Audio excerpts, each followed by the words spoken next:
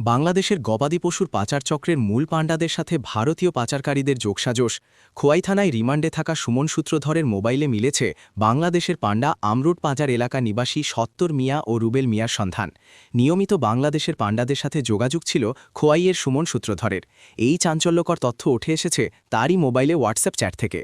আগেকার সময় খোয়াইয়ের জনগণের কাছে বাংলাদেশি গবাদি পশু পাচার চক্র ছিল বিভীষিকা, কিন্তু বর্তমানে দেখা যাচ্ছে স্থানীয় পাচার চক্রের বিশাল বড় নেটওয়ার্ক।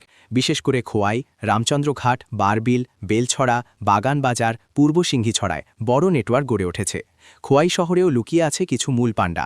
যদিও পুলিশ মুভমেন্ট করলেও বিএসএফ কিন্তু গোটা বিষয়ে নীরব ভূমিকা পালন করে চলছে। এদিকে গবাদি পশু চুরি ও সীমান্ত পাচার চক্র ভাঙতে উল্লেখযোগ্য সাফল্য পেল খোয়াই থানার পুলিশ।